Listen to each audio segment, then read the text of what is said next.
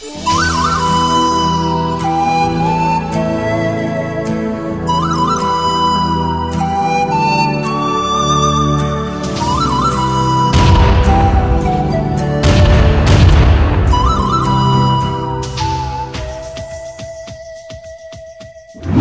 is up, everybody? Clint Lamb with Touchdown Alabama Magazine. I'm sitting here with my co-host Jake Weaver, also with Touchdown Alabama Magazine, and this is Bama Versus. Now, last week's episode, the topic was, talking about the upcoming quarterback battle between Tua Tagovailoa and Jalen Hurts.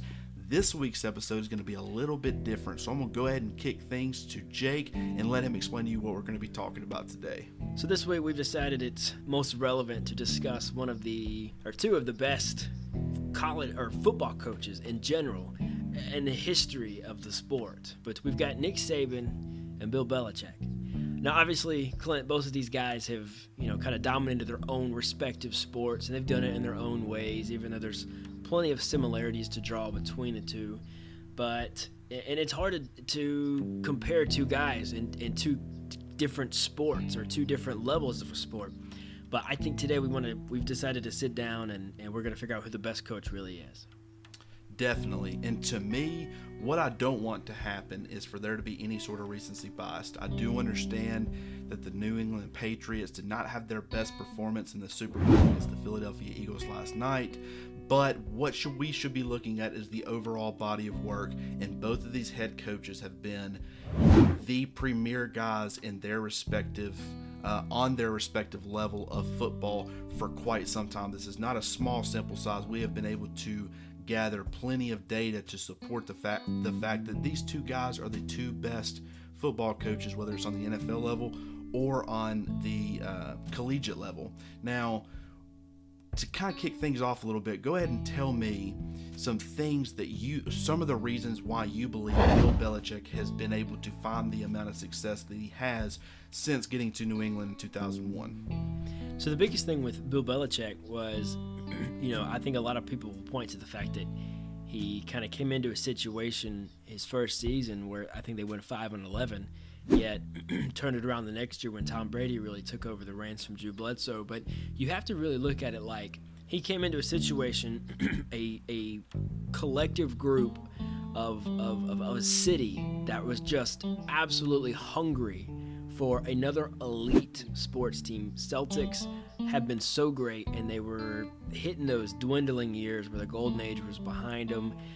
They had a few years before the Kevin Garnett, Ray Allen years, so they were in that awkward middle ground where Boston really needed that, and he walked into that. And despite the fact that he was in Cleveland for a long tenure, where Cleveland is just dying for sports success, especially in football, the fans and the fan base was not quite as cannibalistic as you might see in Cleveland. So he walked into a pretty good situation there. A lot of players were happy to come play for him, and he had this demeanor where it was hard not to respect him as a coach. And with today's way, and even back then, even 18 years ago, the way people are, especially at that time and of their life, where everybody thinks they know best, and to command a locker room the way Bill Belichick did in the NFL for those professional football players, those millionaires, I think that was what really separated him. But Clint, you mentioned recency bias, and I think that is such a good point to make, and I think something that might get lost in the shuffle. Yes, Nick Saban is coming off of a championship win, and Bill Belichick's coming off of a championship loss. But let's not pretend like Nick Saban had that game won the entire way through. If it weren't for a couple of big lucky bounces, Alabama loses that game and has absolutely, completely no chance there at the end like they did. And I completely agree with you. Yeah. And I think that was a great game. Even the New England game, they looked like they were out of it. They came back just the same way Alabama was able to come back down 13 or 15 points, I think it was. Then they took the lead late in the fourth quarter. I think what you have to realize is you can't completely say it, just because the end result wasn't what you wanted, you can't take that just at face value. You have to look at what happened in the game. So I really think you make a good point there, Clint. To me, it's when you're looking at these two head coaches, the comparison that a lot of people like to make stems from Saban's time in the NFL with the Miami Dolphins in 2005 and 2006. And to me, that can't really be a part of the equation. I'm not saying that's completely irrelevant, but when you look at those that era where Belichick was with the Cleveland Browns, I mean, he went 36-44, during that time span, and he did get Cleveland to a playoff. He did get a playoff victory. Both of those things are pretty special for the Browns. I mean, they haven't had a playoff victory since then. So that's a 23-year stretch. But when you look at Saban and his time with the Miami Dolphins, he started off pretty well his first season. They're going 9-7, but his second year things really tailed off. They started off the year really bad, had a nice run in the middle, and then didn't finish as strong as they would have liked. And I think that weighed on Saban.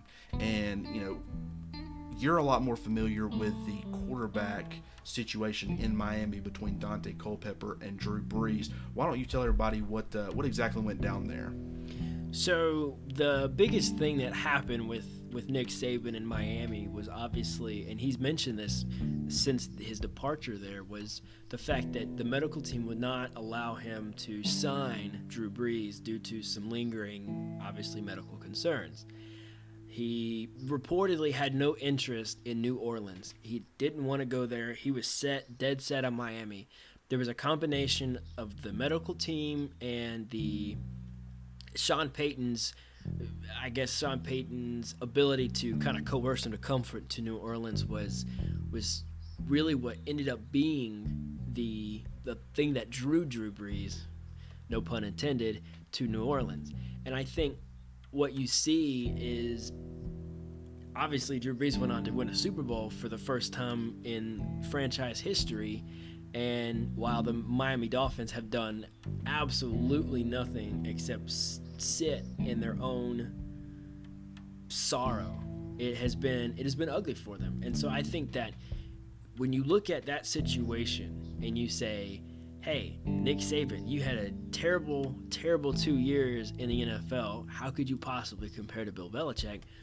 Well, it's hard to say that when you go back and let's look at Bill Belichick's first few years, Clint. I mean, he was 6-10 his first year, 7-9. He had one winning season, then he turned it around, went 5-11 again. His first year in New England, he was 5-11. That's an excellent point. And to me, I think that you're talking about during both of their time in the NFL, there were division rivals. I know that would put a strain on the relationship a little bit. They like to say that there were still personal friends off the field, but of course, them playing for division rivals and just knowing Saban and Belichick, I'm sure that put a strain on it. But to me, I think that one of the biggest keys in this entire debate is the fact that Nick Saban has had to prove that he can do it with multiple players. He's, of course, had 5 national championships at Alabama, 6 appearances, and then the 1 national championship with LSU. And out of all 5 of the victories at Alabama and the 1 at LSU, he had a different quarterback in each year. And really, if you look at the second half with Tua coming in, really even the appearances factor, it's the same thing. And compared to Belichick, and the problem with Belichick is a lot of people like to make the argument of what would Tom Brady be without Belichick. But there's also a flip side to that, and you can really argue the opposite. We don't exactly know if Belichick would be who he is today and have found the success that he has without Tom Brady. Now, I get that, based off of, there's been a lot of other circumstances that has helped contribute to the success of the New England Patriots since Belichick got there. But Brady, having that elite quarterback, is something that Nick Saban never had the opportunity to have. And when it comes to the actual on-field play, you look at the fact that the only time that Belichick had to get outside of a guy like Tom Brady and prove that he could win was back in 2008 when Brady went down with a knee injury on the very first game of the season. Now, granted, he was the reigning NFL MVP from the year before. Matt Castle comes in, and the team goes 11-5. So you can't, there is the argument to be made that Belichick has proven that even without Tom Brady, he can win, but they didn't make the playoffs that year. Well, and Clint, and I think one thing that is important to remember as well is that he did have that 11-5 season in Cleveland too. Yeah, that's an interesting point as well. But to me, and that getting a playoff win in Cleveland seems like a huge deal. That was before the Browns decided to make the move, and of course they're now the Baltimore Ravens. But before all that had happened, the Browns weren't exactly the Browns. They had a terrible stretch prior to Belichick getting there. They had a few rough years to start his tenure, and then they started getting better. But they aren't the Browns that we see today, which is just an absolute mess. But I think that, I keep coming back to that point. Saban has had to prove that he is the X factor because players are always changing around him, and yet they're always competing. And so what it comes down to is he is that guy. He is the difference maker. He's the common factor in all of those things. So tell me exactly, if you were kind of looking at this from a perspective of being the best football coach, not the best NFL coach, not the best collegiate coach, what are the kind of things to you that would you look at to be able to compare the two? Well, Clinton, that's actually a pretty good point, and that's really what has made this such a sort of stymied debate. It's so hard to get past that wall of two different leagues, two different levels of football. But, I think what you have to do is you have to say, okay, at the end of the day, football is football. Yes, it's two different versions or two different things you have to do, but at the end of the day, football is football. So, there's a reason we don't have guys in this conversation like Dabo Swinney. He's proven over the last few years to be excellent. Obviously, no, he doesn't have that dynasty just yet, but he has really started something at Clemson. But when you watch him play against Nick Saban, especially this year, and you saw what he couldn't do, what his team was not able to do without the likes of a Deshaun Watson, and I think that's going to haunt them for a little bit. And that's really what has made these two other coaches, Nick Saban and Bill Belichick, so elite, is that, yes, they rely on their best players, but they don't build around them. I think Bill Belichick, yes, obviously it's a little different in the NFL. When you sign long-term contracts, you have to build around a player. But like you said, when Brady went down, they were still able to win 11 games. That is unreal. I mean, that is unreal. And definitely. And it helped get Matt Castle paid. It did. Deserve it or not, he got it. Absolutely. I mean, and he's still in the league. He's the backup quarterback for Marcus Mariota in the Tennessee Titans. So, I mean, and Matt Castle is not the worst backup quarterback that I've ever seen, and he was pretty good that year. I mean, you definitely can't take away from the fact that he threw for almost 3,700 yards, 21 touchdowns, only 11 interceptions. I mean, they weren't just able to look at his statistics or build around those statistics. I mean, he was putting up numbers that were helping the team actually win. They weren't winning in spite of him. In some situations, they were winning because of him. And I think that is really what speaks volumes. Now, I get that Belichick's a defensive guy, so he had absolutely nothing to do with the offensive play calling. And I guess every head coach has a hand in it to some degree. But I think that when you look at these two coaches and you look at the fact that Saban has pretty much, outside of the NFL, and really it was one season in the NFL, he has pretty much won no matter where he's gone. When he was at Toledo, 9-2, Michigan State, 34-24. That was by far his worst overall record in college, and that he was still winning over 500% of the time, had an over 500 record. You look at LSU, 48-16. And then Alabama, which is the most absurd that I think I've ever seen. In 11 years, he's gone 132-20. I mean, he's averaged under 2 losses a year, which is absolutely absurd. Well, and you talk about the NFL record, and you talk about leaving it out, and it wasn't great. But, here's something to think about that a lot of people don't discuss. The year after Nick Saban left the Dolphins, the year after he decided to come to Tuscaloosa, when I believe Cam Cameron took over, the Dolphins went 1-15. So he was giving 9 wins I think he got 6 or 7 wins his last year, but he was getting 7 to 9 wins with a team that the year later got 1 win all year. I mean, that is one of the worst seasons any team has ever had. And that's a great point. And see, to me, I remember that when he was announced as the Dolphins head coach, there was some rumors about Hall of Famer Jason Taylor. I'm sure you remember him, the hybrid defensive end, excellent pass rusher. Of course, like I said, Hall of Famer. But I remember there being a lot of controversy because Jason Taylor didn't want to get outside of the 4-3 defense, which had made him so successful up to that point in his career. Saban gets in his ear and tells him, these are going to be the best years you've ever had playing football as far as your production. And he ended up at the age of 32, ended up being the defensive player of the year in Saban's first season there. I mean, it's just the fact that Saban has always proven that he can take these guys and really get the absolute most out of them. And to this day, Jason Taylor will tell you, I would run through a brick wall for Nick Saban. And for being a Miami guy, I know he's not super popular down in that area nowadays, but that's pretty cool to have your players always willing to go to bat for you. Now, on the flip side of that, Bill Belichick, he's always had guys that were willing to put the team first. Nick Saban with the process and Bill Belichick with the Patriot way, I guess is what they call it, has been what's made each of those coaches so special. And their players and their ability to get the guys with such big egos to buy into the team aspect of football is really what will always separate them, in my opinion. So tell me a little bit about your thoughts as far as these two guys. I mean, I think like you just hit it on the head. I mean, when you look at these guys and they've had these players, you have a lot of players who, and it might be because they have better memories of their college years than their NFL years. So you don't get a whole lot of NFL players coming out and saying they'd run through a brick wall for Bill Belichick, but it could just be a different scenario. I mean, it's a job, whereas in college it's more of a recreational activity, or at least that's the way it's supposed to be.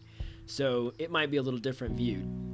But even with that said, I think what you have to remember is Nick Saban his entire career has been about, every time he's asked to come join an NFL team or he's asked about the questions or the rumors, his number one response is consistently, I like being a college coach because I like to affect kids' lives. He could not do that in the NFL.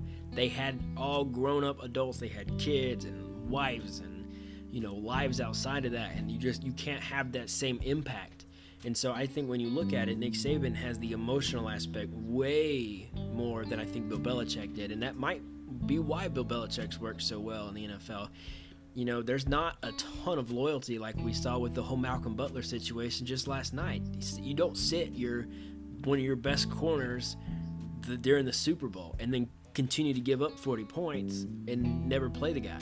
I mean, well, I think that's, a good point. And I will say, this Malcolm Butler that we saw in 2017 is not the same one that we had seen a couple of years ago that was the hero of the Super Bowl against the Seahawks. He had his struggles, but at the same time, what he does well, which is tackling, he's an excellent tackling corner. And how many times last night did we see poor tackling by the Patriots defense? So it was awful tackling.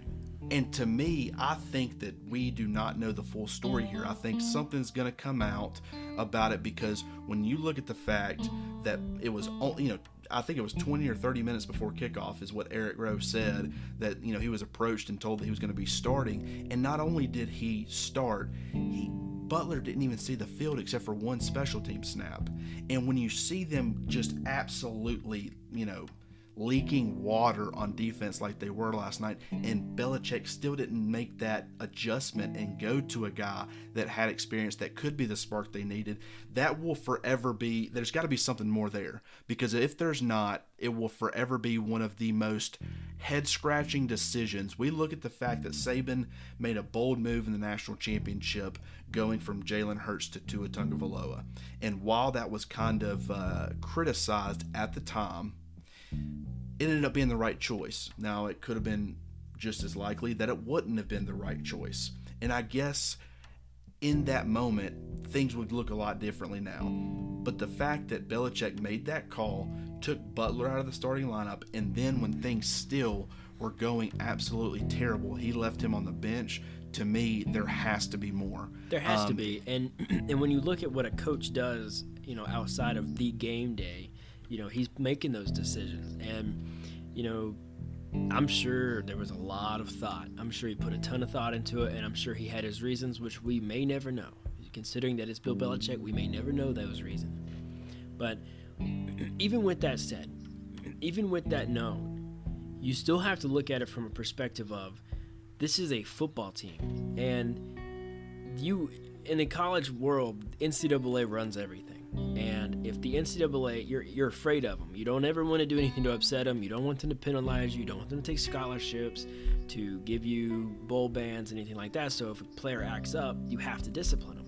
In the NFL, if it's not a arresting offense or an issue like domestic violence, it's up to the team's discretion. And so I think you see two totally different disciplinary type actions. And Nick Saban has been, people have talked bad about him in the past for giving guys second chances, some deserved, some not. Whereas it seems Bill Belichick is way more on the idea of you get that one shot. Every now and again he'll give a guy two shots, but for the most part he's a one chance guy. I think that one of the really cool parts about both of these coaches is, I know from people that I've talked to, that Belichick doesn't really pay attention as much to the X's and O's that he used to. I don't think Saban really does either. Now, the college game changes so often that he has to stay on top of the new look offenses and things of that nature. But both of these coaches have taken pride, and I think it's been the difference for both of these guys, and it's looking into the mental aspect of how to. I know that Belichick knows how to approach the different personality types, how to motivate different guys, how to discipline certain guys, and Saban is the exact same way. He is not interested in what is popular amongst fans, amongst the media. He is interested in can he do to get the most out of his player, and Belichick has always been that same way too. And when you look at them that way as individuals and not set in your ways in how you discipline or how you approach them or anything, it makes for your team chemistry to be a lot stronger. And so I definitely have to give both coaches a lot of credit for being able to do that. But even with that ability can come some mistakes and some missteps and some problems and things that shouldn't happen. And I think Nick Saban has even said this before, is one of the things with disciplinary action is it can penalize the rest of the players. If you took Amari Cooper out of Blake Sims' season, all of a sudden Alabama might be a middle-of-the-pack SEC team. I mean, despite all the best efforts from Nick Saban and Lane Kiffin, they would have probably been a middle-of-the-pack SEC football team. And well, I think that's a little bit, I see where you're going with that, and I'm not saying that you're wrong on that. Alabama, from a standpoint of, there's no doubt that a significant portion of Alabama's offense was based off or around Amari Cooper. I still think that they're competing for a national championship, but when you take a guy that's able to make those plays in crucial moments, yes, I do think it makes a significant difference, but I don't necessarily know that there would be a middle-of-the-pack SEC team. They would not be anywhere near as good as they were, and I'm not going to say one way or the other, I guess, but I think what you have to look at is the fact that these are, you're affecting these other guys. These other guys are here. They have 4 years eligibility. There's the red shirt and all the other stuff, but generally 4 years of true eligibility. And, if you take one player out because they did something stupid, and all of a sudden that affects the other 10 guys on that side of the football, more really, other 50-something guys. I mean, you're talking about a massive problem just from one mistake. And you know what? He has been very much known to discipline from on the inside. He doesn't like to discipline and make it very well known. He does more of his own things behind his private doors, and I think obviously the media hates that because everybody wants to know what it is. But generally speaking, he's had good success with it. Kids don't tend to mess up twice under Nick Saban. And I will say this, as far as both of these coaches, you look at, if you want to know just how special they are at keeping guys in line, earning their players' respect, kind of avoiding major issues. Just look at, they both have prime examples. Look at Rolando McClain. I know before, I'm up from the North Alabama area, which is where Rolando's from. I kind of knew about him before he got to Alabama and some of the surrounding circumstances with his upbringing, which were completely out of his control. But then at Alabama, he was a stand-up citizen, didn't have any problems, never heard a peep. And then, of course, he goes to Oakland, and then this trouble starts again, and he's had problems ever since. And I know that he has said, been on record, that one of the most respected he's ever had, or respect he's had for a male figure in his life, was Nick Saban, because of his approach, and I think that it speaks volumes for him. And on the flip side, you look at Bill Belichick as,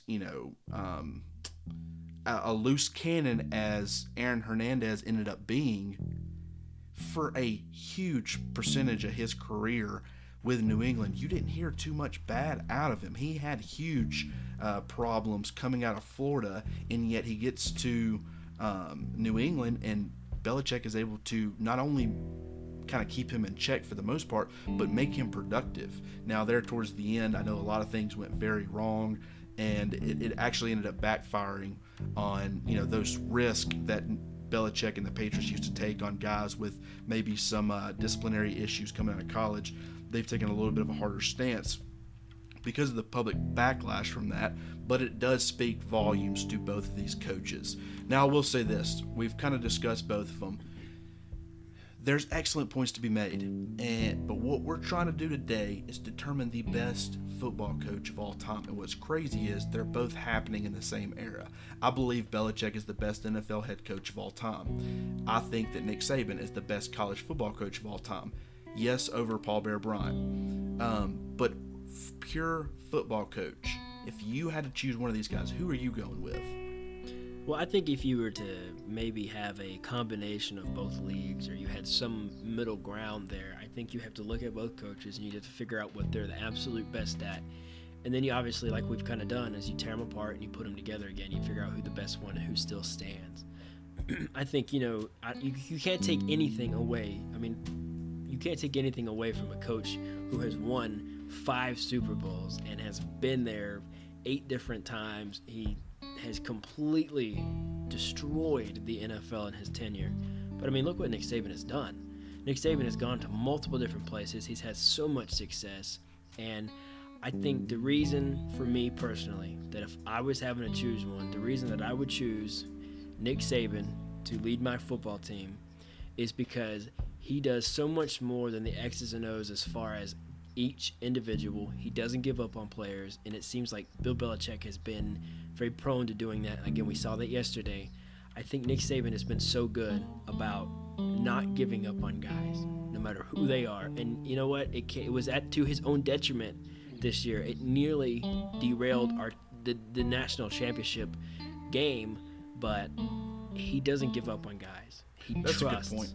And so I think ultimately I would go with Nick Saban, because I think he has the ability to affect each player on an individual basis.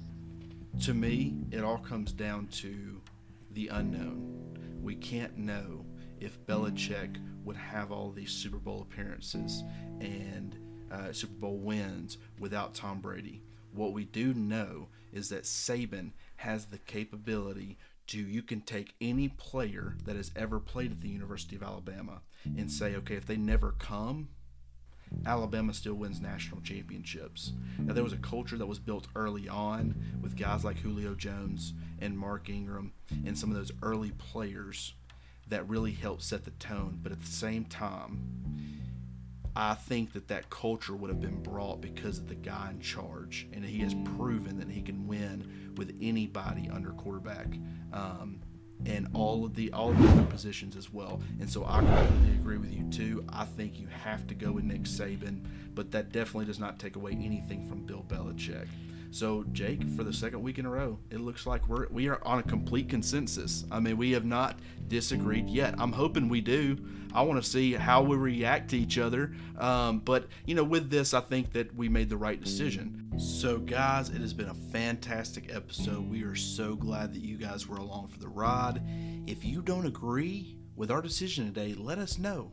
If you agree, let us know.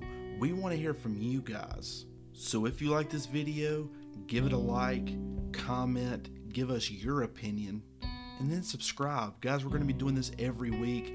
I know Jake and I are both looking forward to it. Hit that subscribe button to Touchdown Alabama Magazine and become a part of this on a weekly basis. We look forward to talking to you guys next week. I'm Clint Lamb, he's Jake Weaver, and this is Bama Versus.